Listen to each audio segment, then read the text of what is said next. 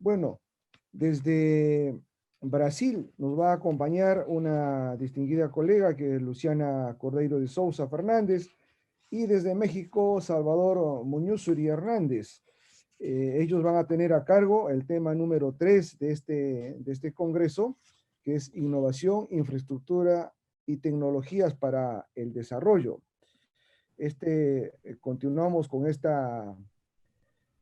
el desarrollo de este quinto congreso, con esta dinámica que ya hemos comentado antes. Les reitero para ambos moderadores, participar. Ustedes ya me parece se han puesto de acuerdo antes cómo van a hacer la presentación de los diferentes ponentes y por chat van a estar recibiendo las preguntas que se suelen hacer a los participantes.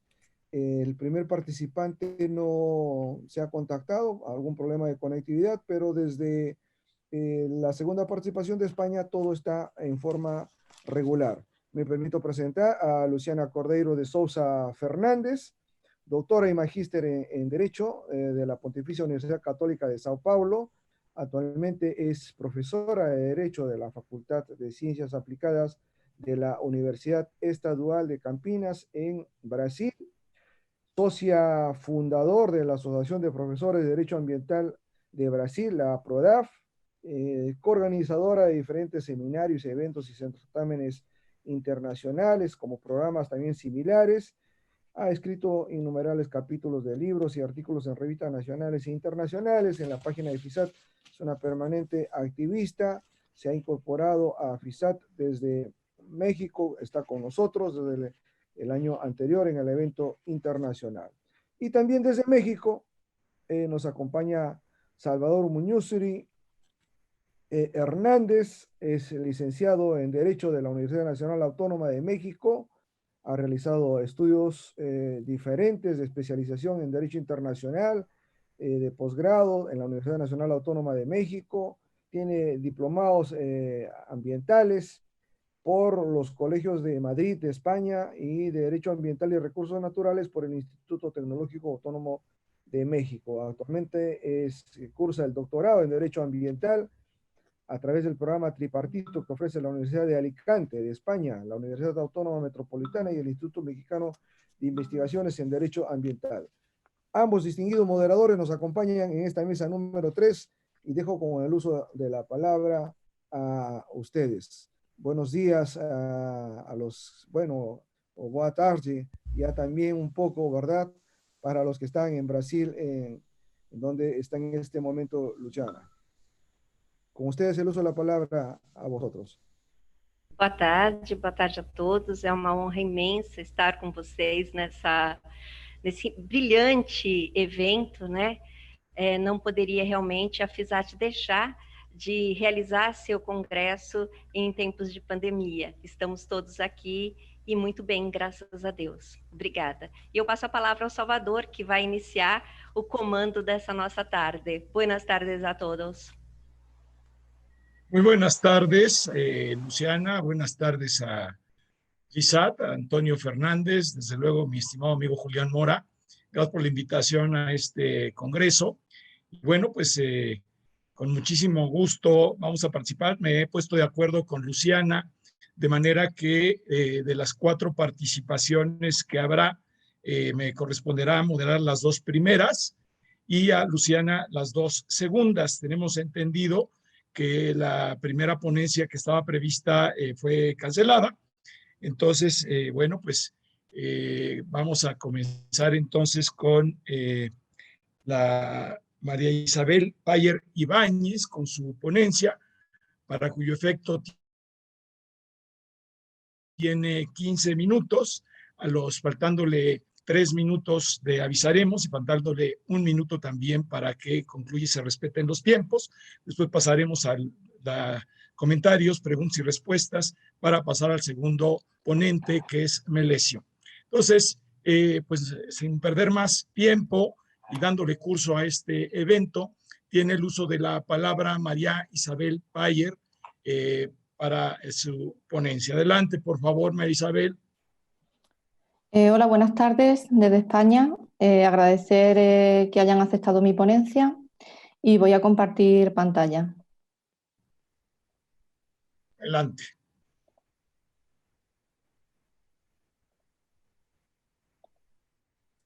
¿Se ve? Sí, ¿Se ve? perfectamente. Vale, comienzo. Bueno, pues mi ponencia aborda la reconversión del cerco industrial de Peñarroya Pueblo Nuevo como medio para alcanzar el desarrollo sostenible. Peñarroya Pueblo Nuevo es un municipio que se encuentra situado en Andalucía, en el sur de España, dentro de la provincia de Córdoba y en concreto dentro del Alto Valle del Guadiato, en la Sierra Norte cordobesa. El Valle del Guadiato está formado por 11 municipios, de los cuales Peñarroya Pueblo Nuevo es el núcleo que posee mayor población y por tanto es la capital social y económica del valle. Es una comarca que se encuentra destinada, se ha encontrado dedicada a la actividad minera desde la época romana, según se tiene constancia, mediante algunos yacimientos como el campamento minero de Esclavos de la Loba, encontrado cerca de la antigua ciudad romana de Melaria, que se encuentra situada en la calzada del Pretorio que unía Córdoba con Mérida. Actualmente el municipio se encuentra comunicado a través de la Nacional 432 Badajoz-Granada, que a su vez también comunica Andalucía con Portugal.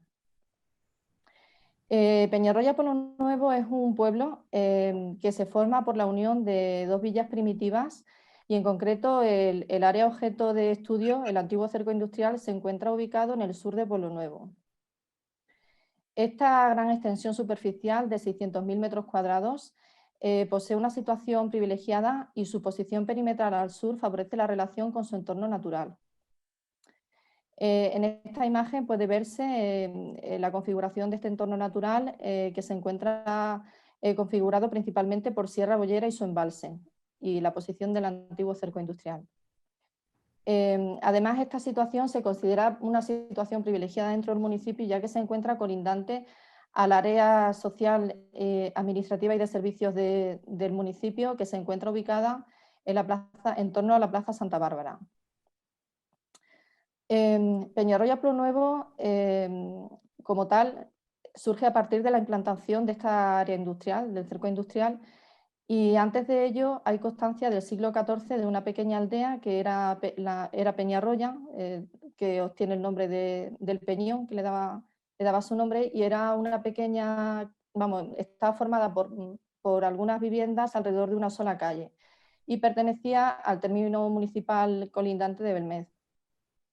A raíz del surgimiento de la industria en la segunda mitad del siglo XIX, empiezan a construirse las primeras viviendas de estilo francés en el perímetro del cerco industrial y puede considerarse que este sería el inicio de la nueva ciudad de Pueblo Nuevo. En paralelo, Peñarroya sigue creciendo, acogiendo nuevos habitantes que vendrán principalmente a trabajar en el cerco industrial como mano de obra. En 1894 Pueblo Nuevo se segrega de Belmez y es llamado Pueblo Nuevo del Terrible.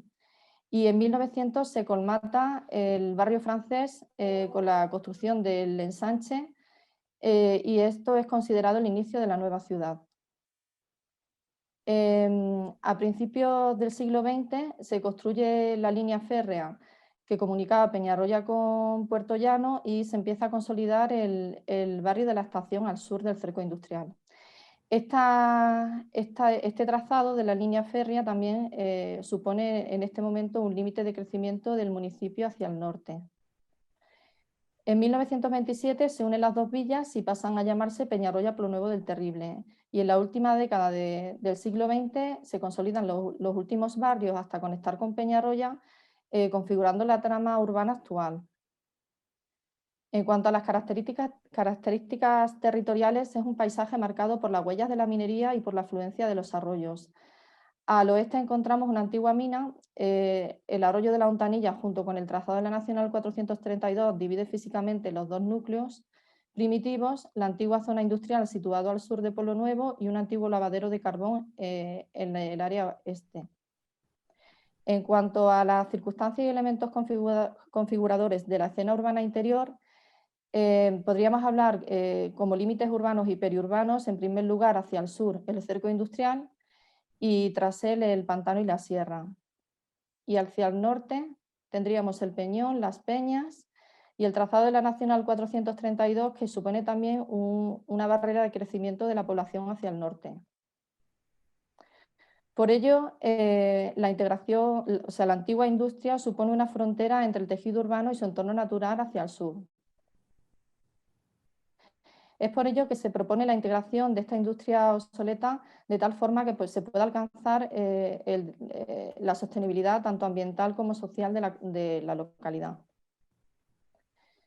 Con la reincorporación de este área al municipio conseguiríamos esa continuidad y ese crecimiento hacia el sur rompería la frontera visual y física, además de conseguir la relación con su entorno natural. Además, se solventaría uno de los grandes problemas existentes en el municipio, que es la conexión del barrio de la Estación con la ciudad, ya que actualmente se encuentra totalmente aislado, teniendo que coger el vehículo para acceder al resto del municipio, y con la incorporación de esta zona podríamos dar un acceso directo al centro social y administrativo formado por la Plaza Santa Bárbara. En cuanto a la ordenación, no es hasta el año 2002 cuando por primera vez se clasifica este suelo como urbanizable, dividido en dos áreas: el cerco norte, de uso mayoritario residencial y de equipamientos, y el cerco sur, destinado únicamente a suelo industrial. Como se puede ver en la imagen, la ordenación no posee ningún tipo de criterio de protección del área. En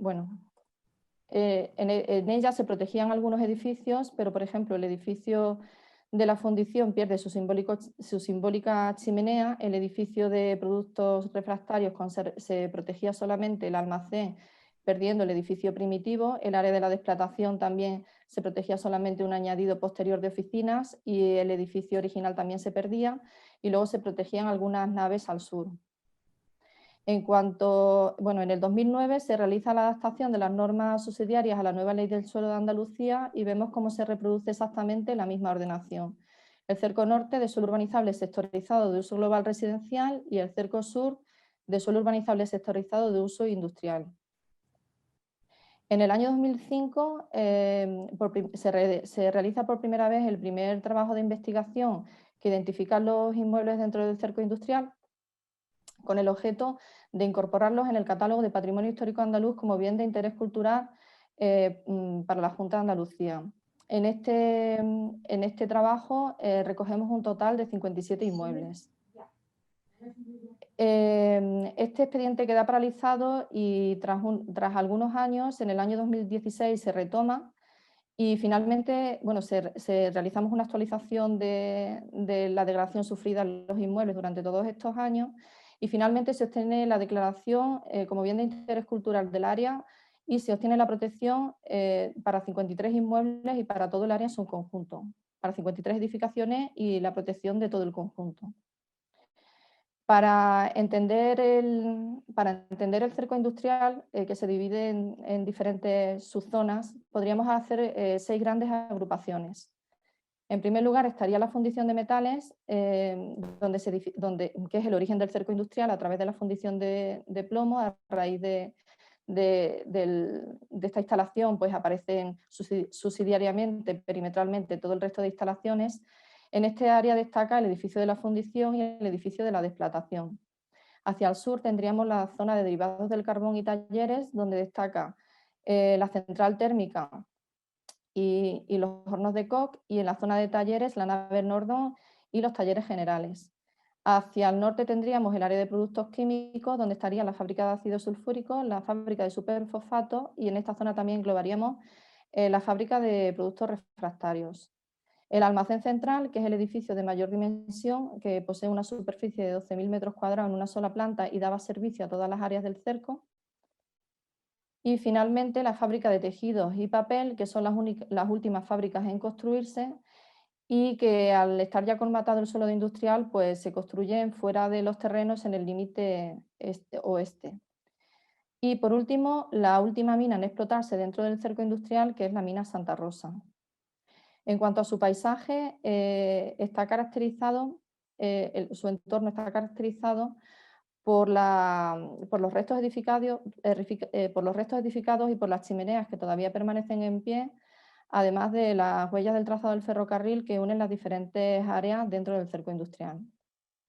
Aquí podemos ver los restos que todavía se conservan del patrimonio, el almacén central, lo que es la fundición de plomo, el edificio de la despratación, antiguos almacenes, laboratorios, hacia el norte los restos de la fábrica de ácido sulfúrico, productos refractarios, hacia el sur pues la nave Nordon, talleres de vagones, la fundición de hierro, la central eléctrica, hornos de coque y la fábrica de tejidos y papel. En cuanto a las actuaciones realizadas, en el año 2004 se redacta el proyecto de centro histórico de la minería, la única parcela que en aquel momento era propiedad del ayuntamiento, que posteriormente adquiere los terrenos en el año 2010, y además era un suelo que estaba destinado a Sistema General de Equipamientos, todo lo que es la parcela de la mina Santa Rosa. En este proyecto se proponen 4 tipos de conocimiento. En primer lugar, mediante la construcción de un centro de interpretación que mantendría un diálogo con el resto de las edificaciones existentes en el cerco industrial, se ofrecería un conocimiento general de la minería de la comarca. Mediante la rehabilitación de los 2 edificios existentes de sala de máquinas y centro de transformación, además de la reproducción del castillete original de madera, se ofrecería un conocimiento concreto de una mina, lo que es la mina Santa Rosa. En tercer lugar, mediante la creación de un mirador en la parte elevada de la boca mina, se ofrecería, mediante la visual completa del cerco industrial, la explicación de todo el área industrial en el que se encuentra. Y por último, mediante la creación de una galería simulada, ya que por seguridad y por la profundidad de esta mina es inviable el acceso a la mina en sí, se daría un conocimiento sensible mediante la reproducción en ella de las distintas fases de la minería. De este proyecto se han realizado los trabajos de descontaminación del suelo y se han realizado 2 fases. Una primera fase finalizada en 2009, en la cual se dotó de servicios urbanos a la parcela y se rehabilitaron los 2 edificios de sala de máquinas y centro de transformación, se creó el mirador y se reprodujo el castillete original de madera mediante un plano histórico. Y en la segunda fase se ha realizado una segunda fase que fue finalizada en el 2010, en la cual ejecutamos la estructura de hormigón para la galería simulada con el objeto de quedar superficialmente enterrada. Por último, en marzo de este año hemos solicitado la fase 3 para el acondicionamiento interior y apertura al público de la galería simulada. Esta es la imagen que posee ahora mismo la parcela de la mina Santa Rosa dentro del cerco industrial. Y estos son 2 planos de proyecto. El proyecto de centro histórico, que sería un edificio de nueva planta, manteniendo ese diálogo con los edificios del cerco industrial, que tienen esa característica de sentido longitudinal, buscando siempre grandes dimensiones y estando limitados por el sistema de cubrición.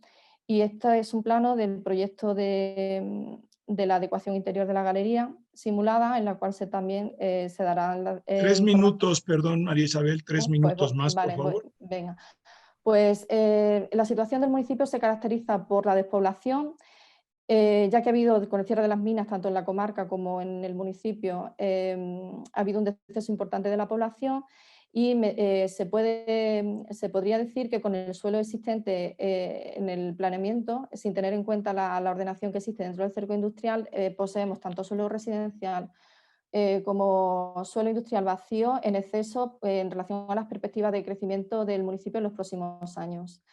Por ello, esta propuesta de intervención tiene como objeto, en primer lugar, el estudio de caracterización del suelo que determine la posible contaminación de cada una de las áreas y así poder actuar en base a eso. En segundo lugar, el desarrollar el área en su conjunto para ofrecer así esa comprensión histórica del lugar. En tercer lugar, es el estudio del estado de conservación del patrimonio existente enfocado a realizar las posibles actuaciones de recuperación, rehabilitar los edificios de mayor interés histórico-arquitectónico, que es un trabajo que ya nos encontramos realizando.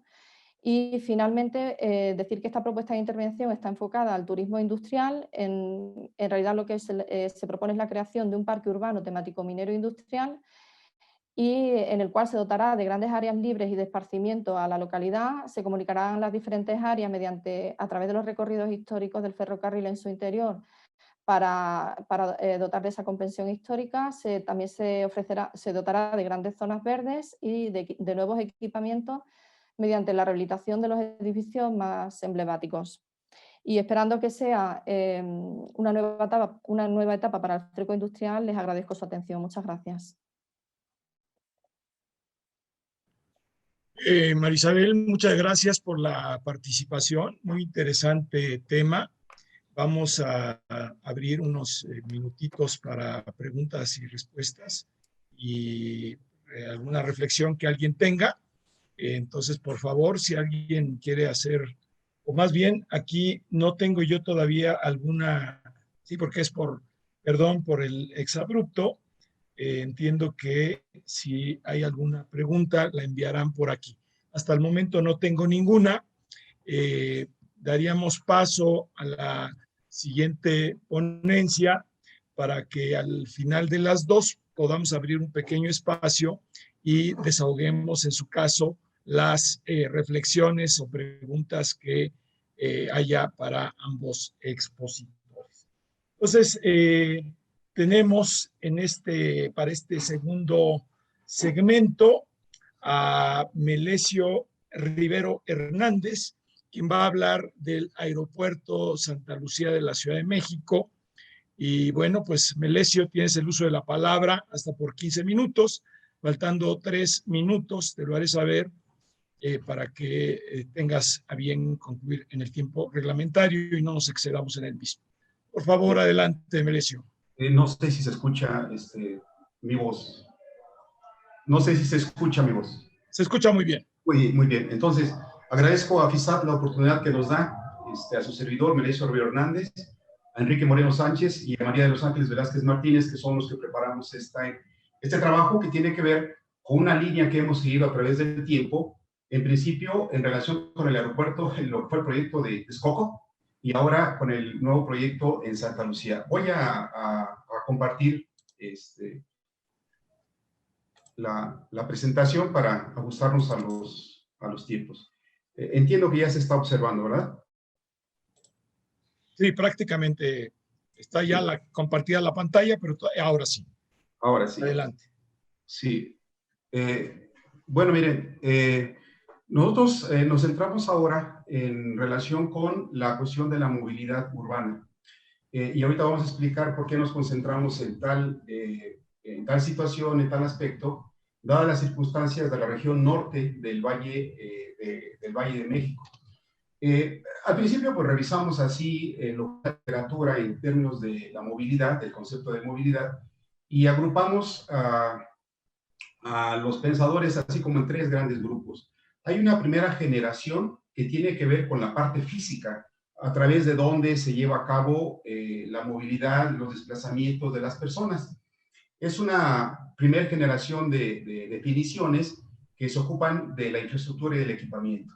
Hay una segunda generación que conceptualiza a la movilidad como un derecho social, como algo que los estados deben de garantizar per se en torno a los derechos de los ciudadanos.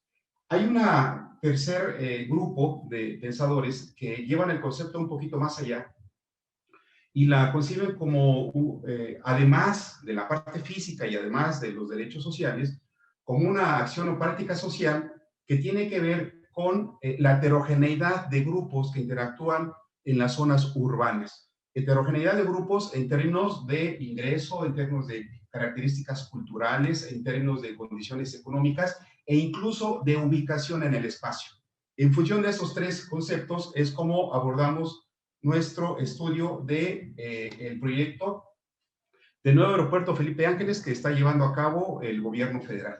Bueno, en principio, como se puede observar aquí en el mapa, aquí está la Ciudad de México, aquí donde estoy moviendo el cursor es el municipio de Texcoco, pero el nuevo aeropuerto iba a estar en esta zona. Aquí se ve esta parte azul que es el lago Nabor Carrillo. Aquí a un lado enfrente se iba a ubicar el aeropuerto de Texcoco. Con el nuevo proyecto lo llevaron ya a cerca de 42, 45 kilómetros rumbo hacia la ciudad de Pachuca, que es ya otro estado, otra capital de estado, donde se va a ubicar el aeropuerto General Felipe Ángeles, en lo que era la base aérea militar número 1 en Santa Lucía, en el municipio de Zumpango, un municipio del Estado de México. Debemos advertir que el aeropuerto de Texcoco también se va a ubicar en el Estado de México, sigue siendo el Estado de México, pero otro municipio. Lo que ya sabemos y que es de información genérica, este aeropuerto va a permitir que funcionen al mismo tiempo el actual aeropuerto Benito Juárez y el aeropuerto de Toluca, y junto con este nuevo aeropuerto Felipe Ángeles van a formar el sistema aeroportuario metropolitano. Van a funcionar al mismo tiempo y se supone que van a tener una actividad complementaria de sinergia.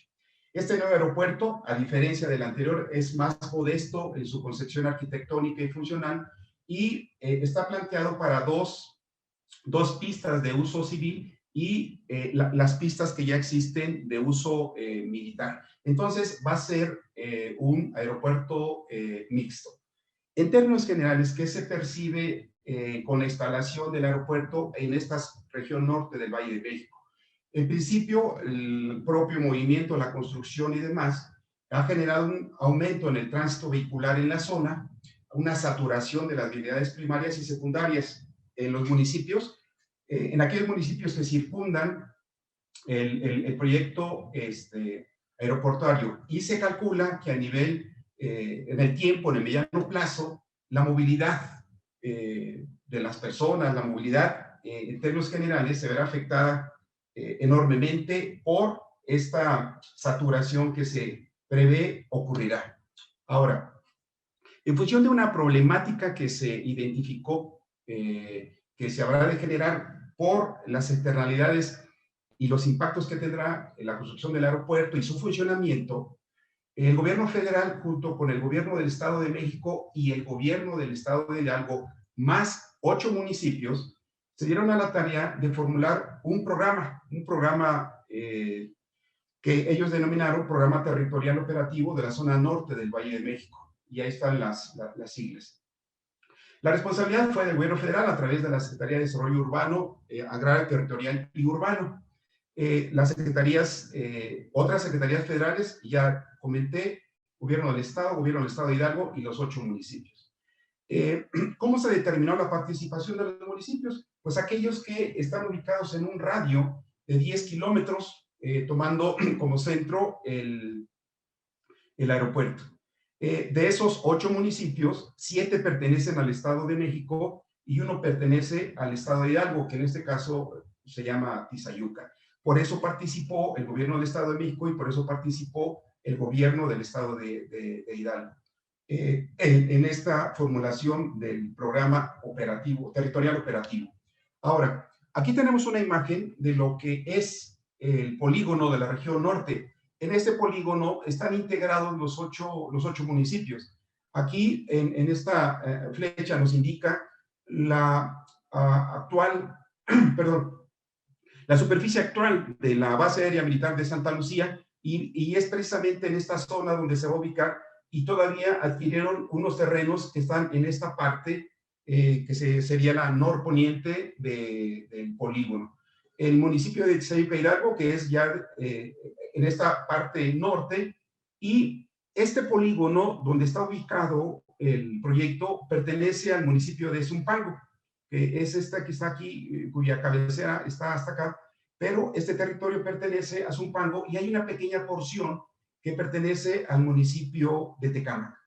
En el programa hay toda una serie de previsiones para lograr la conectividad a través de diversas vías hacia la Ciudad de México.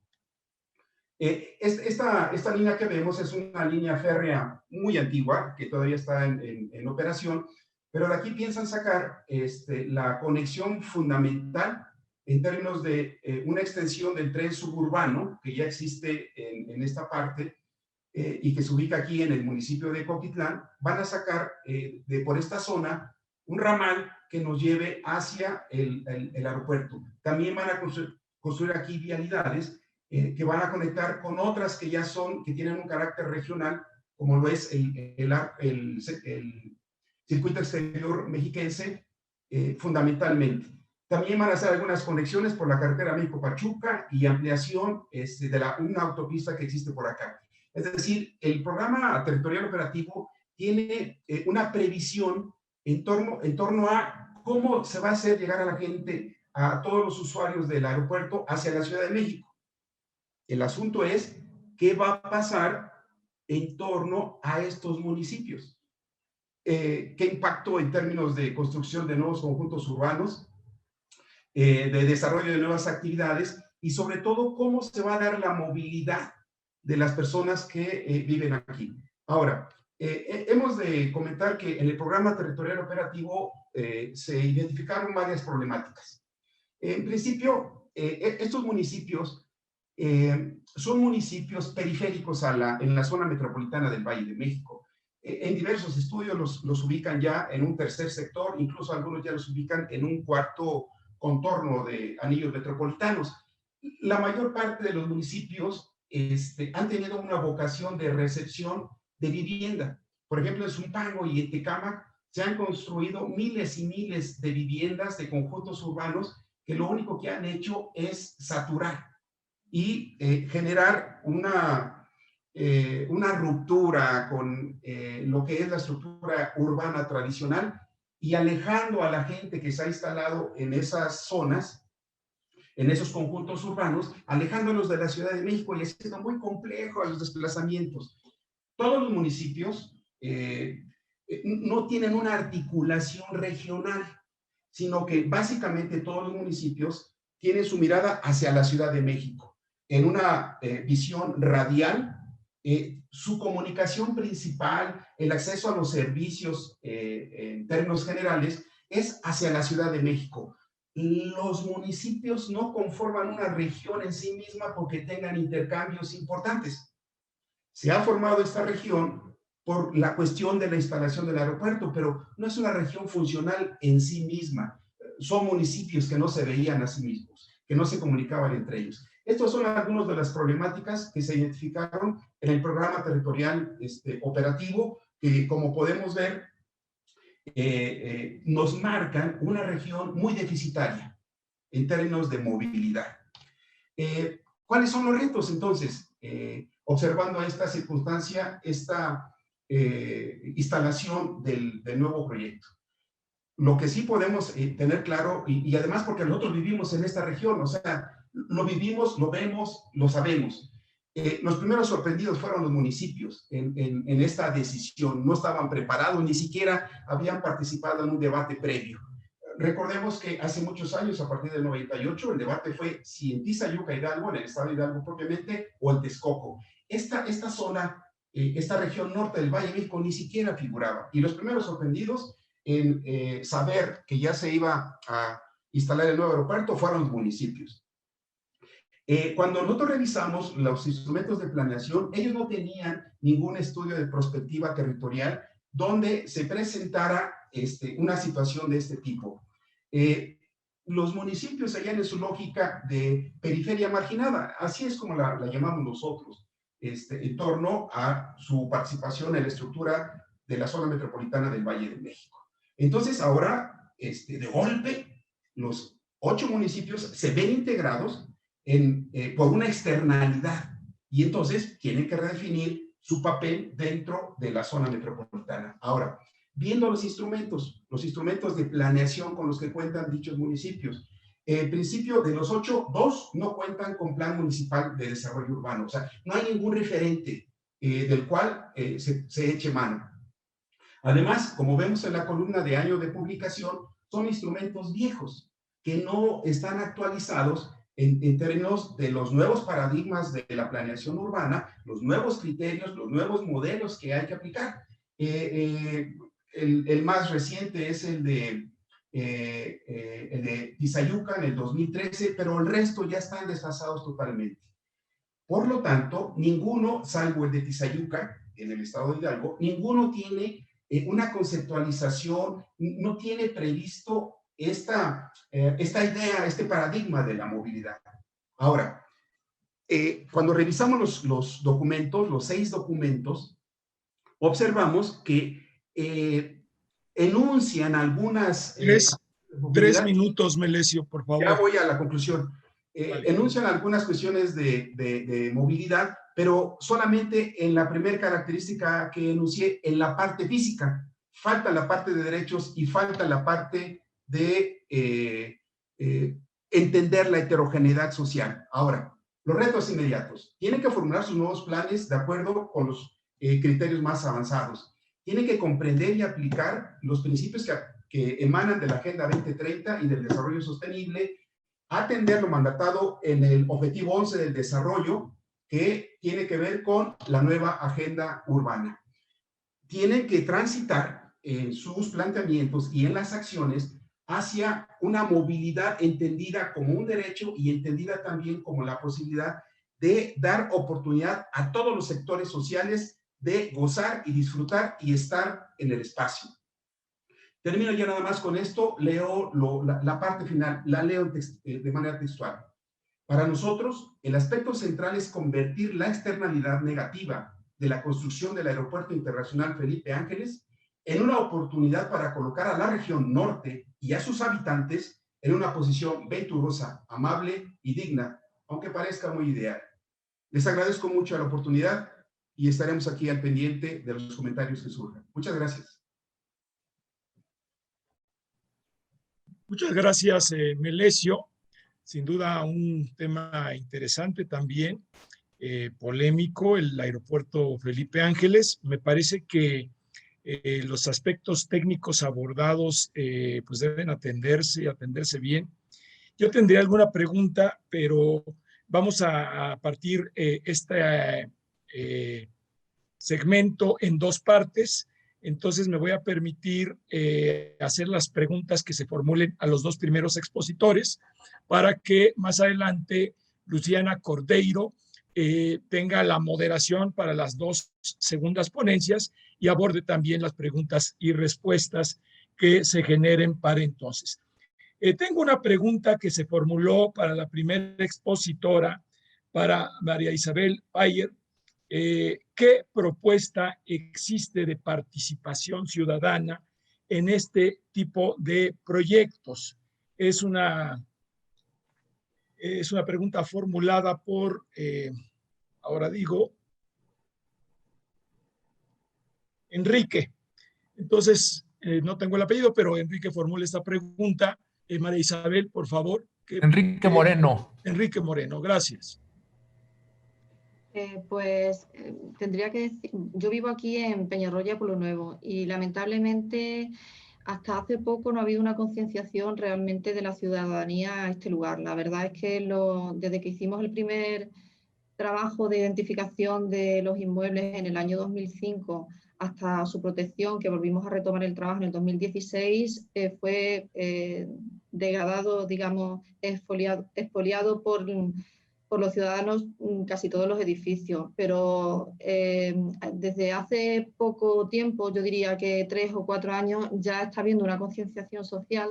De hecho, se han formado varias asociaciones para proteger el patrimonio industrial del municipio.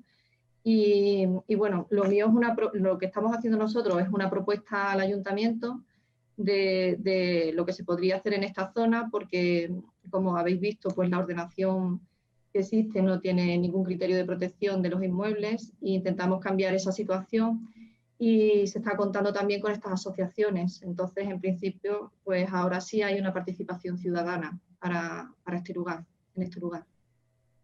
Bien, me parece muy oportuna la pregunta de Enrique Moreno y yo agregaría, no soy desde luego conocedor de la legislación española o andaluza en este caso, pero me parece que tienen establecidos dentro de su legislación algunos mecanismos específicos de participación ciudadana que precisamente permitan que esta participación o a través de esta participación se manifieste la ciudadanía de manera informada y obviamente esa participación pues genera una mayor certidumbre en el desarrollo de los proyectos y por supuesto una mayor aceptación social.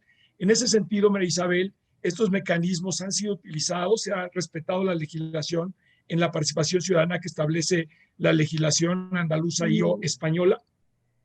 Yo no lo conozco y de hecho lo que comenta de esta legislación, la verdad es que tampoco lo conozco porque cuando por parte del ayuntamiento empezó a tener esta concienciación, de hecho se redactó el proyecto, yo redacté el proyecto en el año 2005 del Centro Histórico de la Minería, empezó a moverse este proyecto, de hecho se empezó a mover, luego nos encargaron la identificación de los inmuebles para su declaración como bien de interés cultural, pero luego cambió el signo político y como siempre pues ya todo se quedó paralizado porque con el tema político es luchar contra una pared, porque entran unos y ya lo que han hecho los demás no vale.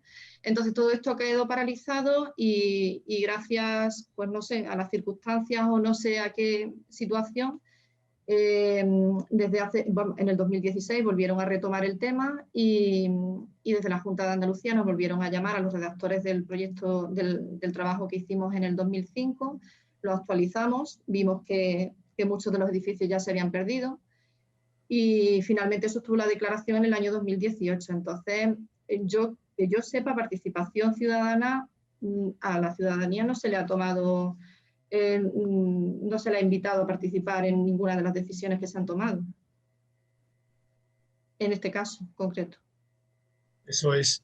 Aquí también comenta Miguel Ángel Ajuriaguerra que la participación ciudadana en España está condicionada por la modificación de planos e instrumentos. Bueno, sí, pero es que no se ha desarrollado, sí, cuando se hace desde luego un plan general o cualquier ordenación, hay un periodo de exposición pública y ahí los ciudadanos sí tienen algo que decir, pero realmente si tienen algo que argumentar, tampoco tienen armas ni medios para luchar contra eso. Es muy difícil, es un campo muy difícil.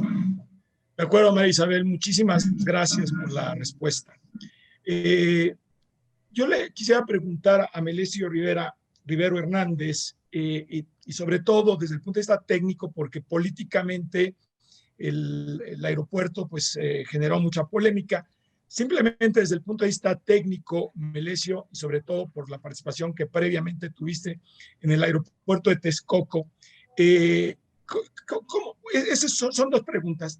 La primera es, ¿cómo se concibe integralmente la participación o la concurrencia de estos tres aeropuertos frente al proyecto que estaba originalmente previsto por la administración pasada de un aeropuerto que iba a ser el aeropuerto más grande de América Latina, etcétera, etcétera? ¿Cómo se ve eso desde el punto de vista técnico, no político? Y segundo, ¿cómo se puede transitar esos tres puntos que mencionaste al final de tu ponencia para llegar a ese desarrollo urbano o integrar a los municipios y a las sociedades de los municipios a este programa de desarrollo urbano? ¿Se ve factible a corto plazo sin las acciones correspondientes que debiera estar ya tomando tanto el gobierno federal como los gobiernos de los estados de México e Hidalgo, y por supuesto de los municipios, de los 8 municipios que mencionaste? Son dos preguntas muy concretas, Melesio. Sí, también la respondo de una manera muy concreta. En el proyecto se habla de un sistema. No va a cerrar el aeropuerto Benito Juárez, se va a fortalecer el aeropuerto de Toluca, se va a tener que modernizar, van a tener que hacer también adecuaciones importantes, más la capacidad que tenga el Aeropuerto Internacional Felipe Ángeles. Técnicamente, no, desde mi punto de vista, no han logrado tener un discurso o los mecanismos adecuados que permitan tener claridad si realmente va a existir un sistema aeroportuario metropolitano. No se tiene, incluso desde el mismo dictamen que solicitaron a una empresa francesa, esta misma empresa les dijo que no se podía, y aún así instalaron el aeropuerto. O sea, lo están construyendo a pesar de que no tienen un dictamen de factibilidad acabado. O sea, ese es el problema.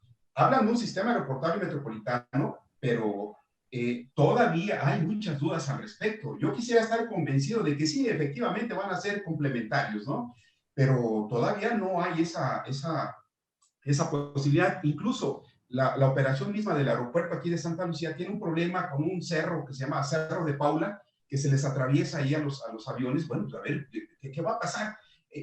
Esas dudas son las que nos tienen. Y retomo el comentario de mi colega que está exponiendo también al mismo tiempo, de que la parte política es la que está torciendo todo y no nos deja ver con claridad cuál es el asunto.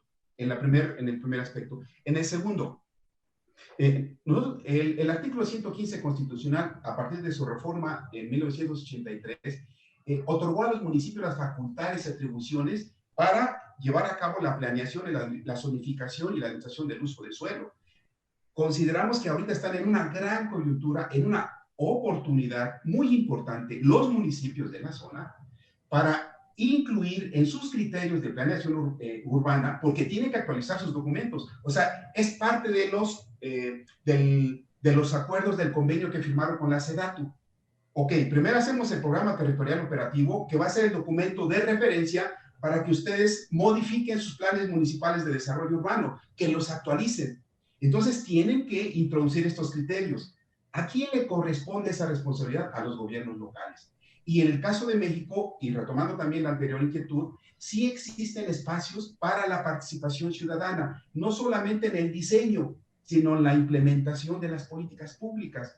Por eso decimos al final en las conclusiones de que esta es una coyuntura que no se puede dejar pasar, porque si no, la región se viene más abajo, es una región periférica marginada, va a quedar igual y va a tener un armatoste que se metió en el territorio de manera forzada, pero que no va a impactar positivamente en la región. Esa sería mi postura. Muchas gracias, Melesio. Se antoja temerario por parte del gobierno el estar llevando a cabo un proyecto que todavía no cuenta con ese dictamen de la Organización de la Aviación Civil Internacional en materia de factibilidad. Pero bueno, ya se verá qué sucede. No sé, parece que aquí alguien, Enrique, quiere hacer un comentario. Muy breve, nada más. Sí, muy breve, nada más para complementar lo que decía Melesio, que hemos trabajado estos proyectos ya desde hace algún tiempo. Yo quisiera decir que en México, como en Latinoamérica, muchos proyectos de esta naturaleza o megaproyectos urbanos, en el caso de México, son decisiones del Ejecutivo Federal, del gobierno federal, donde los estados y los municipios poco o nada participan. En el caso de Texcoco, que ya lo hemos trabajado y hay diversos trabajos que hemos publicado, fue igual, ¿no? El gobierno local, pues no dijo prácticamente nada. En su momento, cuando había otro gobierno de otro partido, sí, cuando estaba Fox, por ejemplo, se acordarán, después del 2000 hubo una oposición en Texcoco de un político y se canceló a través de una controversia constitucional. Pero ahora los mismos que están en este partido ahora pues no dijeron nada. Y en el caso de Tizayuca, bueno, y en el caso del nuevo proyecto de Felipe Ángeles, igual el gobierno federal poco o nada consideró a los gobiernos locales. Y generalmente estos megaproyectos urbanos tienen esa característica en Latinoamérica, de no consultar a los gobiernos que son los primeros que están involucrados, principalmente los gobiernos locales o municipales. Es todo. Muchas gracias, Enrique, por la aportación. Bueno, pues no me quiero exceder ni comerme el tiempo y la paciencia de Luciana Cordeiro, a quien agradezco mucho el permitirme abordar este primer segmento. Luciana, nuevamente tienes el uso de la palabra. Yo no me resta más que agradecer a FISAT, Antonio Fernández, y por supuesto al presidente Julián Mora esta invitación. Y bueno, mucho éxito en este Congreso Internacional. Gracias. Graças, Salvador. Eu quero agradecer muito, né? Eu agradeço muito os amigos Antonio Fernández e Julián por la invitación. Eu penso que estamos esta tarde aprendendo muito, ¿sí? Quando passamos a mirar os outros, aprendemos muito, né? E agradeço a oportunidade de conhecer o Salvador também. E agora eu sei que o Sérgio está aqui esperando, já ansioso para fazer a sua apresentação. E o Sérgio Neves Lousada, de Portugal, vai nos falar sobre a questão da influência do coeficiente de rugosidade para a mitigação dos impactos de cheias no Conselho de São Vicente. Sérgio, a palavra é sua. Você tem 15 minutos para apresentar. Faltando 3 minutos, eu aviso você, tá bom? Boa tarde, doutora Luciana Cordeiro. Muito obrigado pelas instruções. Buenas tardes, doctor Salvador Hernández. Buenas tardes a todos los que están conectados. Voy a hacer la presentación en portugués, porque soy de Portugal, ¿ok? Vou apresentar um trabalho que foi elaborado por mim, pelo Leonardo Basílio e pela Bárbara Ramos. É um trabalho que visa analisar a influência do coeficiente de rugosidade para a mitigação dos impactos de cheia. Esperem que eu acho que a tela não está a compartilhar.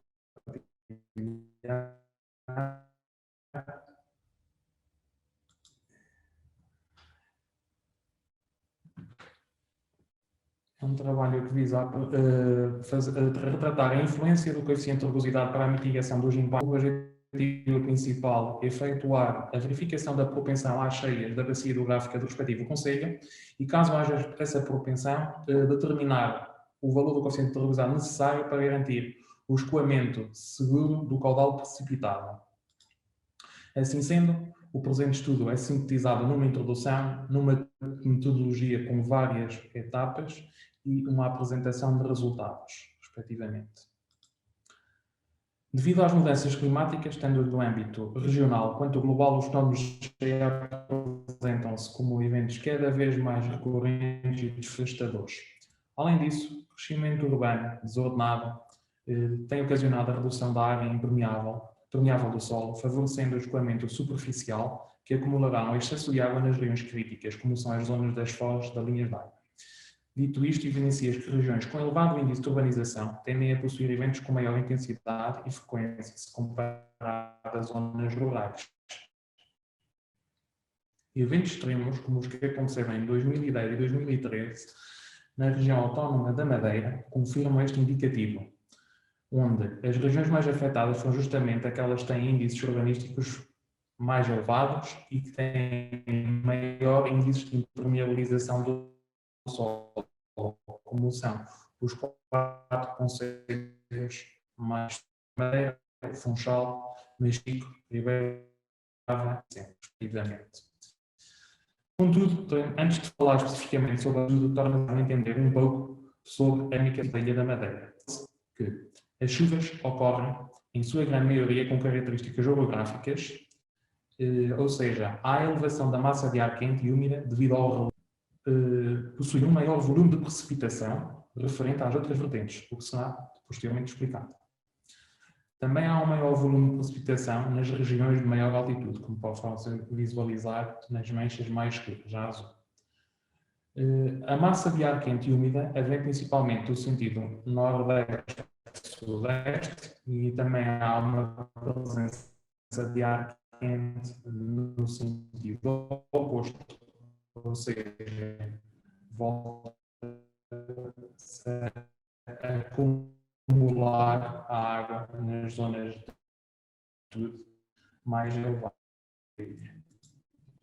A presença de maiores volumes explicado pelo facto da massa de ar quente da região dos Açores, intensidade do fenómeno condensa da vertente norte em relação à vertente sul. Posteriormente, podemos visualizar aqui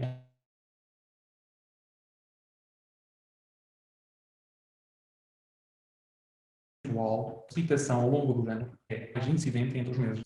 O levantamento que foi executado a nível de cheias nos diferentes municípios da região autónoma da Madeira. Sérgio, nós estamos com algum problema de um chiado. Cronologicamente, 11 anos.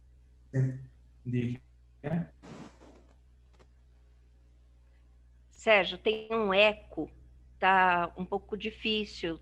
Verifica seu microfone, por favor.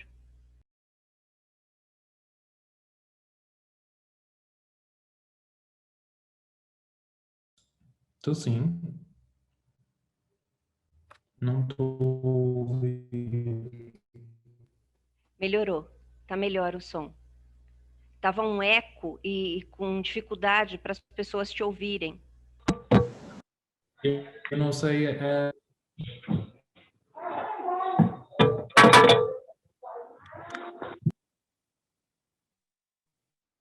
Sérgio, amigo, pode fechar a tua câmera?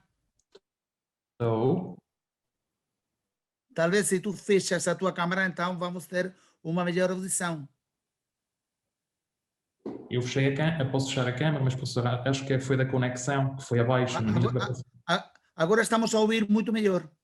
Ok, eu vou compartilhar a tela. Em que slide ficou?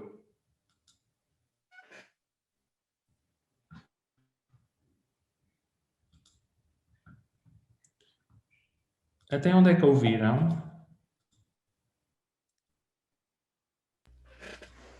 Passem o primeiro slide a partir do segundo slide. Mais um. O próximo. Aí. Ouviram aqui? Aí. Aqui? Pronto, então eu vou retomar, está bem? Deixa-me pôr. Bem. A presença de maiores volumes de precipitação na vertente norte da ilha pode ser explicada pela massa de ar proveniente da região dos Açores, que possui maior intensidade e umidade, fazendo com que o fenómeno de condensação seja mais intenso ao norte da ilha, comparativamente com o sul da respectiva ilha. Vou passar. A nível de levantamento das percentagens e da periodicidade de precipitação, os meses onde se verifica que há mais acumulação é entre outubro e abril, respectivamente. Este enquadramento serve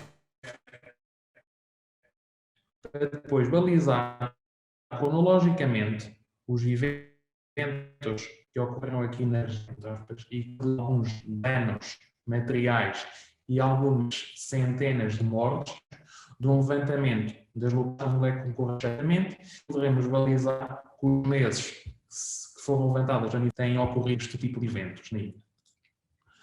Aprofundando um pouco mais sobre as causas das cheias, podemos encontrar diversos outros fatores que tendem a intensificar o fenómeno e o seu efeito destrutivo. A primeira vertente refere-se à ampliação da malha urbana, o que propiciará a redução da capacidade de infiltração do solo e favorecerá o escoamento superficial, que, por fim, implicará o aumento do caudal escoado superficialmente. A segunda vertente refere-se ao colapso parcial ou total do sistema de drenagem existente, tanto por falta de manutenção quanto pela disposição excessiva de sedimentos, o que, por fim, reduz significativamente a capacidade de escoamento do sistema natural ou artificial. Já a terceira vertente refere-se a um planeamento urbano e territorial inexistente, onde não há preservação da cobertura vegetal, edificações são construídas em áreas de risco e não há implementação de medidas de mitigação dos impactos. Por fim, temos as mudanças climáticas, as quais reduzem o tempo de recorrência dos fenómenos intensos, provocando o aumento do volume de água precipitada e, consequentemente, o aumento do caudal de ponta de cheia escoado para a zona crítica, respectivamente.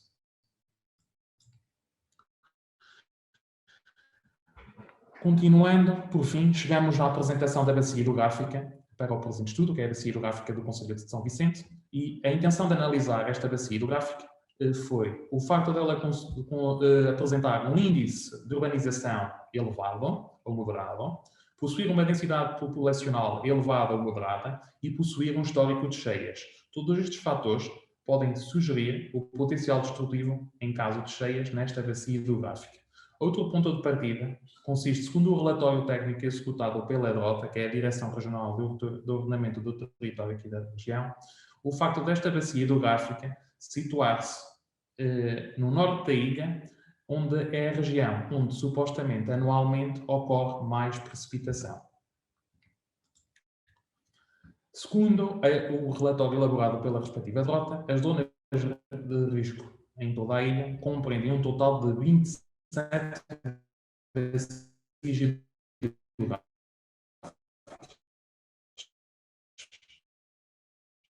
Nesta tabela são apresentados os 4 principais rios de São Vicente, o Verde, de São Vicente, a Ribeira do Porco e a Ribeira dos Minhos, respectivamente.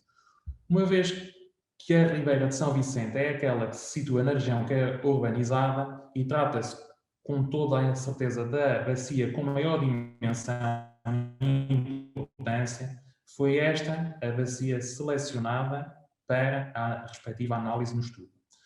Mais informo que todas as restantes bacias têm um baixo índice deste concelho, têm um baixo índice de urbanização e nem sequer apresentam histórico de cheias. No que se refere às medidas de mitigação dos impactos das cheias, temos as medidas estruturais e temos as medidas não estruturais. As medidas estruturais visam a implementação de obras hidráulicas com o fim de reduzir a possibilidade de ocorrência de fenómenos extremos. Quanto às medidas não estruturais, as mesmas consistem no estabelecimento de procedimentos de âmbito administrativo e normativo com a mesma finalidade, a redução dos impactos gerados pelas cheias. Enfatiza-se que as medidas não estruturais tendem a servir como diretrizes para uma intervenção estrutural, a execução de obras, intervenção em si, no terreno. Através de um software específico, o ArcGIS procedeu-se à caracterização da bacia hidrográfica de São Vicente, com o objetivo de obter os principais parâmetros geomorfométricos da área de estudo. O modelo digital do terreno foi utilizado, possui uma grelha de 5 metros, foi-nos fornecido pelo Laboratório Regional de Engenharia Civil, aqui da região, e conforme apresentado na tabela e com o software e com esse modelo digital do terreno, foi possível verificar que a bacia hidrográfica de São Vicente, juntamente com o estudo que foi desenvolvido para os restantes concelhos da Ribeira Brava, Machico e algumas bacias são as maiores bacias hidrográficas do mapa de declives, conforme apresentado na figura que estão a no slide. Observa-se que a delimitação da bacia hidrográfica é estabelecida por as quais tendem a direcionar todo o volume de água precipitado para a região central, conforme estou a passar com o rato, aqui situado o curso de água principal, que levará toda a água acumulada da bacia hidrográfica para a respectiva foz. Desculpem. Referente à área de drenagem natural da bacia hidrográfica de São Vicente, nota-se que é uma malha muito densa, conforme podem visualizar, e com elevado índice de bifurcações. Através do software ArcGIS, foi possível determinar a classificação de Strahler para a bacia, a qual é um máximo igual a 100. O pó da ilha possui classificações maiores com a necessidade de drenagem, ou seja, menor quantidade de cursos de água por quilómetro quadrado, que não é o caso desta bacia específica. Para numericamente a propensão ou não às cheias da bacia hidrográfica São Vicente, foi necessário proceder à projeção da precipitação expectável para um evento com raridade, neste caso em anos. Para isso, uma diária anual fornecida pelo Sistema Nacional de Informação de Recursos Hídricos. Com as respectivas estações odométricas instaladas no Concelho de São Vicente e com os dados recolhidos, que estão balizados no intervalo de 16 anos, desde 1998 a 2014, foi possível executar a tabela que estão a visualizar com a precipitação diária, anual, máxima anual do respectivo município, por ano no referido município.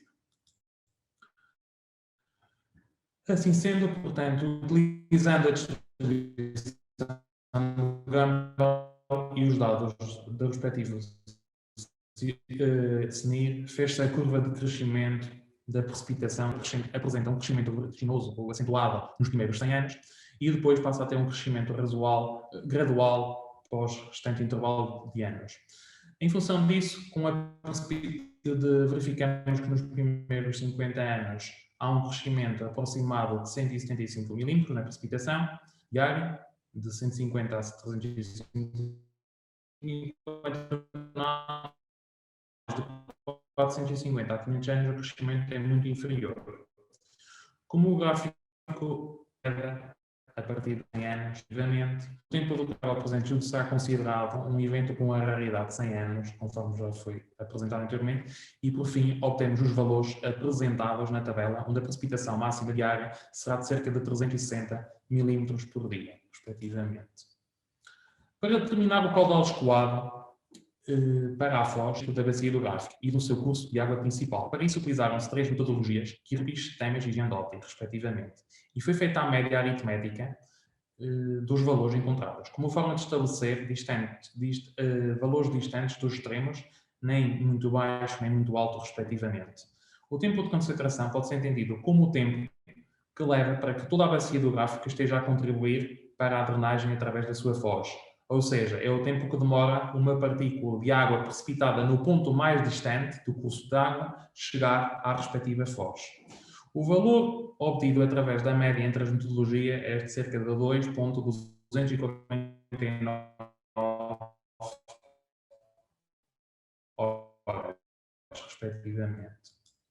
Assim sendo, fundamental para a verificação às cheias da bacia hidrográfica em estudo vários parâmetros. Utilizou-se o método de Manning-Strickler, respectivamente. Para a utilização do método indicado, é necessário ter valores referentes às características geométricas e físicas da ribeira na respectiva zona da foz. No âmbito geométrico, a ribeira, na zona da foz, possui cerca de 40 metros de largura e 3 metros de altura, respectivamente, conforme apresentado na tabela. O coeficiente de rugosidade das paredes corresponde à alvenaria em pedra arremassada em bom estado, ou seja, apresenta um coeficiente de rugosidade de 0,02, respectivamente. Por sua vez, o coeficiente de rugosidade do leito apresenta características pedregosa e vegetada em mau estado, o que corresponde a um coeficiente de rugosidade de 0,04. Para o declive, respectivamente, e por hábito na região e nas zonas das fozes, utilizamos o 0,01 metros por metro como forma de simular uma região relativamente plana e cujo escoamento é limitado pelas regularidades do leito. Assim sendo, obtemos uma capacidade de escoamento na zona da foz de 614,604 metros cúbicos por segundo, respectivamente. Faltam 3 minutos. Sim, eu já vou acelerar. Posteriormente, calculou-se o caudal expectável através de 4 metodologias, nomeadamente Forti, Racional, Pagliaro e Mocos, respectivamente. Através da razão entre o caudal precipitado com a capacidade de escoamento da foz, tem-se o parâmetro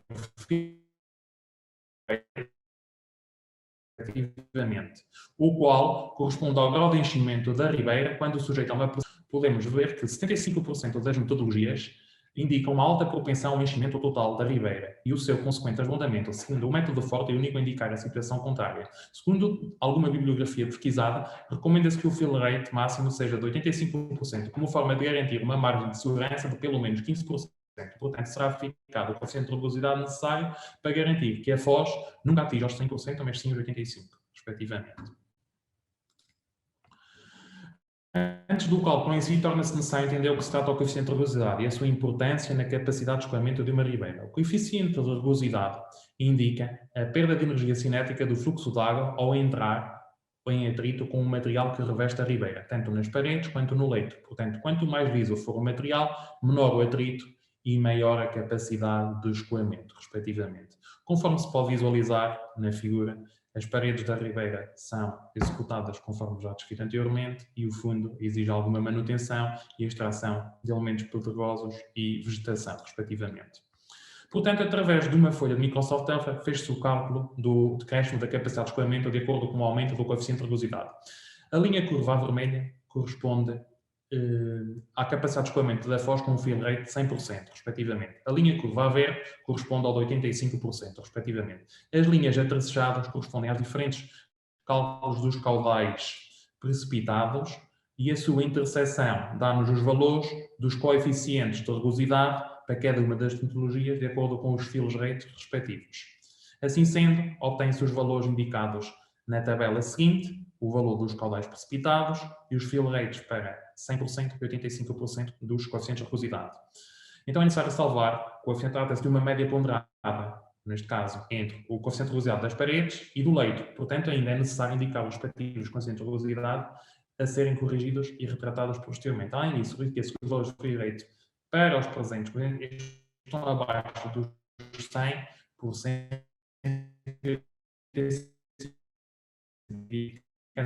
a optimização da capacidade de escoamento da ribeira. Menor degradação e deposição de sedimentos ao longo do tempo, se comparado com o leito, fixou-se o valor do coeficiente de rugosidade em 0,02, sendo depois feito o ajuste do coeficiente de rugosidade para o leito, respectivamente. Assim sendo, como forma de garantir a segurança e de acordo com a bibliografia executada, vamos estabelecer que o valor máximo para o fundo terá que ser um coeficiente de rugosidade de 0,034, respectivamente. Por fim, através da tabela apresentada, verifica-se que o leito, para manter uma característica pedregosa e vegetada, desde que se mantenha manutenções periódicas e a mantenha-se em bom estado de conservação. Ou seja, com coeficiente de rugosidade de aproximadamente 0,03. para as paredes. A fazer a escola mais apropriada, uma vez que não é, portanto, das principais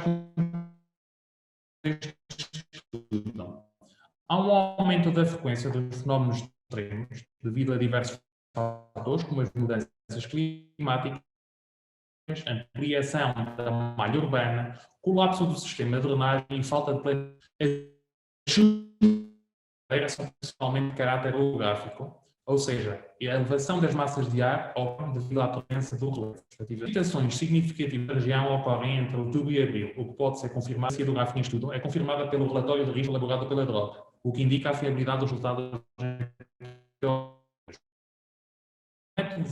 O método de Forti foi o único a indicar uma não propensão às cheias, enquanto o método racional, Pagliaro, Mocos indicam o contrário. O método Pagliaro confirma a propensão às cheias, mas possui uma discrepância muito acentuada com as demais metodologias. Isto acontece devido à metodologia ser criada com base em bacias hidrográficas com características muito diferentes das bacias hidrográficas da. Os métodos de Mocos e racional possuem valores muito próximos, indicando uma coerência entre as duas metodologias. Devido a isso, são os valores a serem utilizados como resultados no estudo. Uma vez que uma largura muito maior da parede antes de estarem sujeitas a utilizar para o presente estudo. Por fim, para a resolução problemática através da alteração do coeficiente de rugosidade, é possível manter as características pedregosas deste passo por manutenções de limpezas periódicas que a coloque em situação de bom estado, assim sendo melhor.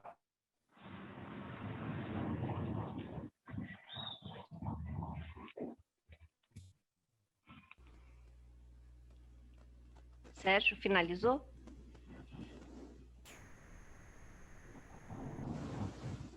Julián, quer que eu faça um resumo? Sí, bueno, voy a hacer una pequeña síntesis de lo que ha expresado Sergio. Primero aprovecho para agradecerle la exposición que ha realizado sobre un caso concreto, la isla de Madeira, muy sometida en los últimos años a un elevado número de precipitaciones y de mayor intensidad. Él ha señalado que hay 4 elementos fundamentales que están condicionando un poco la gravedad de este asunto. Fundamentalmente señala lo que luego lo ha tratado de demostrar cuando ha ido aplicando diferentes metodologías para ver cuáles, unas se aproximan más, otras tienen más discordancias, así me ha parecido entender. Y en ese sentido, él señala 4 causas. Por un lado, habla de las mudanzas climáticas, el cambio climático, que puede ser uno de los elementos. Por otro lado, él dice que hay una ampliación de la malla urbana, o sea, el tejido urbano se va ampliando en la ciudad porque tiene más habitantes y se va extendiendo sobre un territorio muy sinuoso. Algunos lo conocemos, hemos estado en Madeira hace 2 o 3 años, invitado precisamente por la Universidad de Sergio, que nos acompaña, y también estuvo Antonio Fernández. Y un tercer factor sería el colapso de la red de drenaje cuando concurren muchas precipitaciones en solo 24 horas. Él tenía el caso de las imágenes fotográficas del 20 de febrero del año 2010, luego sacó algunas indicaciones de precipitaciones máximas que superaron al año 2010, en concreto el 2012 y no sé qué año más, también tal vez el 2011. Y un cuarto elemento que para mí es el principal por lo que veo ahí, pero él podrá luego en las respuestas sintetizarlo mejor. El cuarto elemento es la ausencia de planeamiento territorial y urbano en la propia isla, lo que hace, y en la propia ciudad, en el propio casco urbano, lo que hace que ese relieve con fuertes pendientes, precipitaciones que él ha señalado ahí, que se elevan considerablemente conforme a la altimetría de la isla, a esa orografía tan fuerte en cuanto a las pendientes, generan una torrencialidad y un arrastre enorme de cualquier cosa que se atraviese en cualquiera de esos lugares, digamos, de escoamiento. Bien, yo creo que eso es un poco la síntesis. Sergio, tú que dominas bien el español, ¿es más o menos lo que tú señalabas? Liga Tiene micrófono, Sergio, micrófono. micrófono. ¿Me están escuchando? Sí. Los 4 factores que ha indicado el profesor Julián están correctos, sin duda. De facto, en Madeira, con los problemas que han tenido en el pasado reciente, en 2010 y 2013 respectivamente, y en 2010 porque han ocurrido algunas muertes y millones de euros de perjuicios materiales, se ha incrementado la planificación hidráulica de la región y los principales consejos, municipios, han sido intervenidos. Todo ha sido planeado y después hemos pasado de las medidas planeadas, que son las no estructurales, a las estructurales. En cada una de las líneas de agua que abarquen los respectivos consejos o municipios han sido hechas las respectivas obras y han ejecutado diversas introducciones hidráulicas en las líneas de agua que evitan que situaciones críticas como las que han ocurrido este año, hemos tenido precipitaciones más elevadas que en 2010 y 2013 y no ha pasado nada, está todo bien. Gracias, Sergio, por hablar más un poco, né? Porque ayer estaba difícil para oír tu apresentação. Agradecemos muito e aí vamos esperar as perguntas, mas eu acredito que todos entenderam, seus slides estavam muito bem estruturados, muitas informações importantes e a questão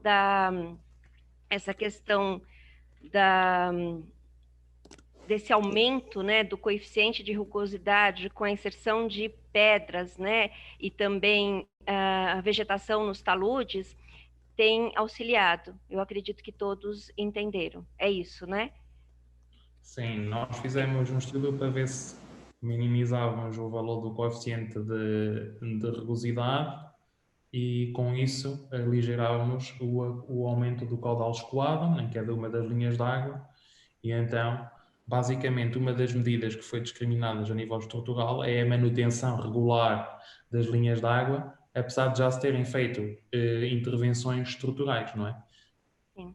E então, como parte de qualquer sistema normal, que seja uma viatura, ou exige manutenção, não é só andar.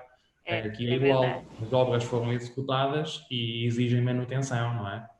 Sim. Muito obrigada. E agora nós vamos passar a palavra para o Vitor Anthony Gabriel Landa Verde, yes? Certo? Muitas graças, Sérgio. Anthony, a palavra é sua, você tem 15 minutos para falar. Eu tenho 15 minutos para falar, ¿sí?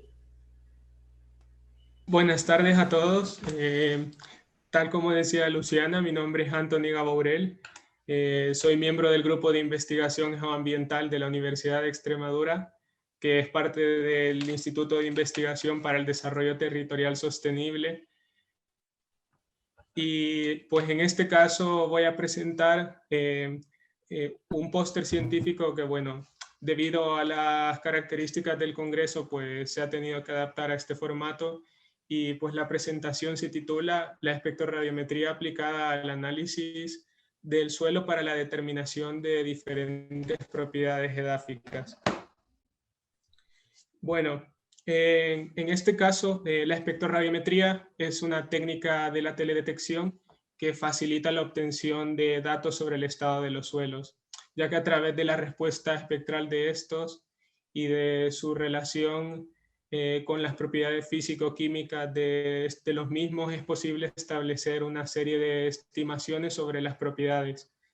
De esta manera se pueden complementar las técnicas existentes, pudiendo prescindirse de los métodos convencionales de laboratorio que se utilizan para la estimación de las diferentes propiedades edáficas. Bueno, La espectrorradiometría se caracteriza además por ser un método rápido, barato, eficiente y no destructivo.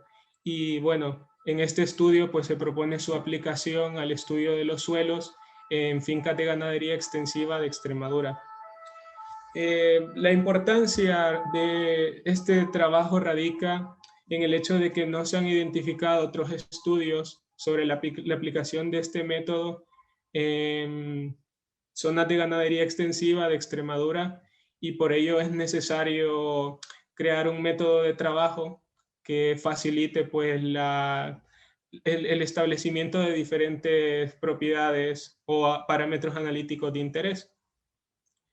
Y bueno, también es importante porque favorece al monitoreo continuo del estado de los suelos, y pues algunos de los objetivos específicos de este trabajo, tal como se pueden ver aquí, son analizar los espectros de reflectancia de las muestras de suelo seleccionadas, generar modelos predictivos para cada una de las propiedades estudiadas, comprobar la validez de los modelos predictivos, y pues las propiedades edáficas estudiadas en este caso son 9, y para cada una de estas propiedades se han generado sus respectivos modelos predictivos. Una de ellas es la materia orgánica, el fósforo asimilable, el pH, la capacidad de intercambio catiónico, el nitrógeno total, el potasio intercambiable, el sodio intercambiable, el magnesio intercambiable y el calcio intercambiable. En cuanto a la zona de estudio, pues se trata de 3 fincas de ganadería extensiva ubicadas en Extremadura, concretamente en la provincia de Cáceres, y aquí podemos ver algunas fotografías y perfiles de suelo de la finca seleccionada, donde se obtuvieron un total de 59 muestras de suelo. De estas 59 muestras de suelo, pues se llevó a cabo un proceso de tamizado en el que se obtuvo la fracción fina que es inferior a 2 milímetros, y a partir de esta pues se procedió a la medición de los espectros a través del equipo que sería el espectroradiómetro ASD Field Spec 4, y con el apoyo de la lámpara halógena que va incorporada a una base rotatoria donde se ubica el plato de la muestra de suelo, y que permite obtener el espectro de cada muestra, que en este caso se realizaron 10 mediciones para cada una de las muestras, y que posteriormente pues se calculó la media de esas 10 mediciones a través de un procesamiento de los datos en el software BioSpec Pro. Y también se conocen los datos de desviación media, mediana, y por otro lado también se analizaron las propiedades de interés a través de métodos estándar para obtener los valores de referencia, ya que para construir los modelos necesitamos tanto los espectros de cada una de las muestras de suelo como los valores de referencia, que son aquellos que se obtuvieron a través de métodos convencionales de laboratorio. A partir de esto, pues se crearon las matrices de datos donde se relacionan los valores de referencia con los espectros de cada una de las muestras de suelo, de las que se midieron las longitudes de onda de 350 a 2500 nanómetros. Y esta relación se llevó a cabo gracias a la regresión por mínimos cuadrados parciales, también conocida como PLSR, por sus siglas en inglés, y que es uno de los métodos de análisis multivariante más utilizados en quimiometría y en los análisis espectrales, gracias a que se ha citado y se ha comprobado en numerosas referencias, y que permitió pues la generación de estos modelos predictivos de las propiedades que se han estudiado.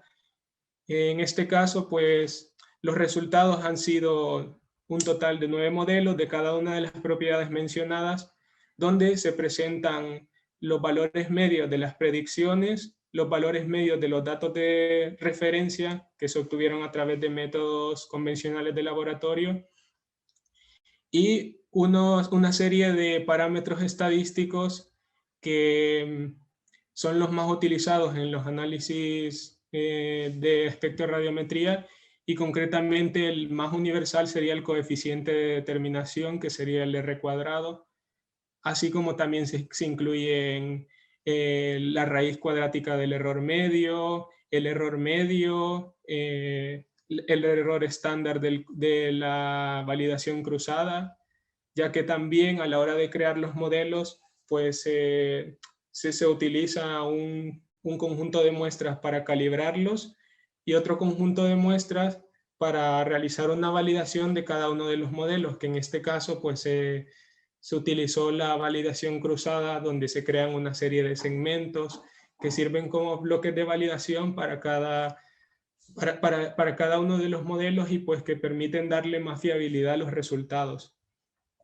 En este gráfico podemos observar las longitudes de onda y los valores de reflectancia para cada una de las muestras de suelo. Aquí podemos observar los espectros de cada una de las muestras que se encuentran entre las longitudes de onda de 350 a 2500 nanómetros. A partir de estos espectros y con su relación de los con los valores de referencia, pues se presentan estos resultados gráficos que serían pues gráficos lineales donde se ve la relación entre las predicciones y los valores de referencia de cada una de las propiedades, y podemos ver que en este caso pues el modelo de materia orgánica fue evaluado con un coeficiente de determinación de 0,85, el modelo de fósforo asimilable fue evaluado con un coeficiente de determinación de 0,83, el nitrógeno total con 0,82, el potasio con 0,80, el sodio intercambiable con 0,69, la capacidad de intercambio catiónico con 0,68, el pH con 0,64, el magnesio con 0,40 y por último el calcio intercambiable con un 0,37.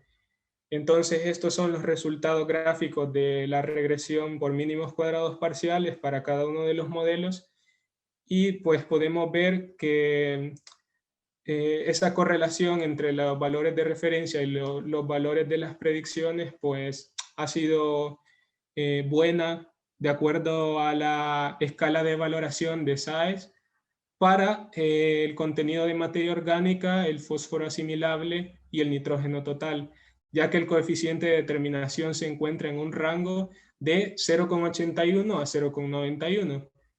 En cuanto a las predicciones para los modelos de potasio intercambiable, capacidad de intercambio catiónico y sodio intercambiable, las predicciones han sido aproximadas, y para los modelos de pH, magnesio y calcio intercambiables, las predicciones pues presentaron un menor grado de precisión. De esta manera pues queda demostrada la aplicabilidad de la espectrorradiometría para la estimación de diferentes propiedades del suelo, evidenciando el potencial de los espectros del visible, del infrarrojo cercano y del infrarrojo de onda corta para la generación de modelos predictivos.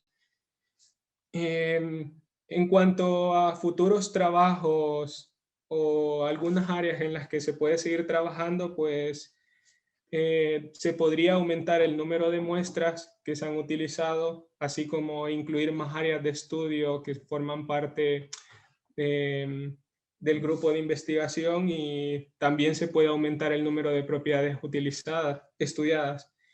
Y pues con esto concluyo mi presentación del póster y muchas gracias a todos por su atención. Muchas gracias, Antoni. Nosotros podemos mirar nesta tarde, né, em Brasil, sim, que a inovação, infraestruturas e as tecnologias são muito importantes para o desenvolvimento, sim, e para a proteção do meio ambiente. Eu vou ver se há perguntas. Não há perguntas. Nosotros sí. podemos... ¿Hay preguntas? Perdón, Así, sí, yo Julián. quería hacer una... No sé si continúa Sergio de Madeira, si continúa ahí, porque yo creo que tenía que salir ahora en este momento. Sí. Si está presente Sergio, mi pregunta era fundamentalmente que cuál de los 4 factores que señalaba era el que más estaba incidiendo realmente sobre los efectos catastróficos de esas grandes inundaciones. Si está ahí, de los 4 elementos eran la ampliación del tejido urbano, el cambio climático, la capacidad de la red de evacuación o drenaje y el planeamiento urbano como respuesta, si está ahí. Y si no, en cualquier caso, aprovecho ahora que tengo a Anthony Gaburel. Anthony es un chico que lleva con nosotros muchísimo tiempo estudiando en la Universidad de Extremadura, tiene mucho futuro, lo han podido ver, y señalar en ese sentido que, como conozco bien su trabajo, aunque no soy de la especialidad porque la edafología es más del equipo del INTERRE y de la profesora Susanne Schnabel, sí quería preguntarle, es decir, si esta situación de espectroradiometría que está señalando como elemento que prácticamente es barato y no es invasivo en el suelo para obtener resultados interesantes, si nos permite, hablando de esa posibilidad de medir el intercambio de cationes y los componentes del suelo, si nos permite, o en este caso, saber qué tipos de suelo, en función de sus diferencias de genética, porque no es lo mismo un suelo que tiene un origen granítico o efusivo que un tipo de suelo que es de origen sedimentario o de otras características. Sí, esos tipos de suelo, a través de esto se puede ver también que la productividad puede ser diferente. Estoy pensando en un Rotland, en un Brawlen, en un suelo aluvial, dentro de las áreas de dehesa, pero que sirven lógicamente para todo tipo de suelo, sea en la península ibérica, o sea en Brasil, o sea en el Pacífico, ¿no?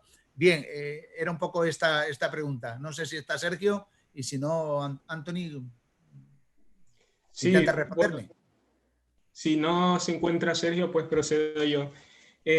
A través de esta técnica, pues es posible analizar diferentes tipos de suelos. Normalmente para los conjuntos de calibración es preferible que los suelos sean parecidos, aunque sí han identificado diferentes tipos de suelos en las zonas de estudio, no, los valores de las propiedades en general no difieren mucho. De todos modos, este método pues, puede servir como punto de partida para analizar ciertos indicadores de calidad del suelo que pueden dar luz a determinar qué nivel de producción puede tener. Entonces, sí que es una técnica de apoyo y entonces sí que puede servir para determinar ese nivel de productividad que pueden tener los suelos y puede ser aplicable a cualquier tipo de suelo. Normalmente hay suelos que tienen menos reflectancia, que es lo que se estudia en este caso, aunque también se puede estudiar la absorbancia, pero eso no entra dentro de este estudio, pero sí que hay suelos que tienen mejores respuestas a esta técnica, pero sí es posible desarrollar diferentes modelos además para cada tipo de suelos. Muy bien. No sé si con eso queda resuelta la duda o hay algo más que aclarar. Por mi parte, perfectamente. No sé si alguien tiene alguna pregunta. Bueno, ya dejo a Luciana contigo porque es que era muy larga para hacértela por escrito. No hay nenhuma pergunta. Agradecemos a Maria Isabel, Melésio Fernandes, Sérgio Lousada e Anthony por essas apresentações, por a dedicação a esse trabalho e por nos apresentar novos olhares da tecnologia, do uso da infraestrutura, né, do converter um espaço abandonado dando uma nova vida, né? Então, como nós vimos pelo trabalho da Maria Isabel, né? E o Melésio com os conflitos da construção desse aeroporto no México. Então, só temos a agradecer. Eu agradeço, reitero novamente meus agradecimentos aos amigos Julián e Antônio por esse brilhante evento e pelo convite, né, pela invitação. Buenas tardes a todos e a todas. E muitas graças, Anthony, Julián e Antônio. Que pede para todos abrir as câmeras para uma foto. ¿Sí? Listo. Obrigado, Luciana. Muchas gracias, Luciana, por tu apoyo. Mientras van abriendo sus cámaras, todos los que estamos en sala virtual en este momento en ambos hemisferios, buenas noches ya, los del hemisferio norte, Huacharsi, Sí. a los que estamos en el hemisferio sur, buenas tardes. Muchas gracias a Salvador Muñuzzi, que estuvo con nosotros apoyándonos en la coordinación de esta importante tercera mesa, y con eso acabamos la jornada primera del día de hoy hasta encontrarnos mañana. Mañana el encuentro, les anuncio, estimados amigos, iniciamos 30 minutos antes de que hemos realizado el día de hoy para poder ajustarnos a la cantidad de ponentes. Como manifestó nuestro presidente Julián, hemos tenido la felicidad y la algarabía de poder recibir a un centenar prácticamente de ponentes, y no se ha podido hacer participar a todos por los tiempos que tenemos que guardar en ambos hemisferios y hacerlo en 3 días. Es decir, las ponencias daban para 5 o 6 días, extremo que en este congreso no lo hemos podido realizar. Con algunas dispensas de audio que hemos tenido hace unos minutos, Sergio está en una isla donde la conectividad la recibe vía satelital, y bueno, cuando pasa el satélite se mejora la conectividad. Hay que entender de que está ya ahí en la noche, ¿no? Entonces también hay alguna dificultad, pero como lo manifestó Luciana, las diapositivas han sido muy ilustradoras, con bastante contenido, no solamente de él, sino de todos los expositores. Hemos puesto ya en el chat de que vamos a generar un enlace al final del Congreso, un link de enlace para todos los participantes, expositores, moderadores y demás participantes en general que puedan acceder. Muchísimas gracias entonces a los 2 participantes, a los 2 moderadores que han tenido a su cargo la tercera mesa sobre innovación, infraestructuras y tecnologías para el desarrollo. Importante tema. Vamos a recibir las indicaciones de nuestra facilitadora de logística, administración de logística, Nancy, para tomar la foto grupal. ¿Nos avisa, Nancy? Correcto, sí. A ver, por favor, que los que faltan puedan prender su cámara. 2 segundos, les aviso. 1, 2, 3. Una más, un momento, por favor. Una más, nuevamente. 1, 2, 3. Perfecto, gracias a todos y todas. Bueno, muchísimas gracias. Entonces, concluimos esta primera jornada del Congreso Internacional de la Fundación Internacional para la Sostenibilidad Ambiental y Territorial, FISAT. Muchísimas gracias. Obrigado, Luciana, por esta... Obrigada, muchísimas gracias. Muchas buenas gracias. noches a los que están en el hemisferio norte, y muy buenas tardes a los que hemos empezado nuestra tarde en el hemisferio sur. Mañana, buenas tardes y buenas noches. Nos vemos mañana. Buenas. Nos vemos mañana. Hasta luego. Hasta luego.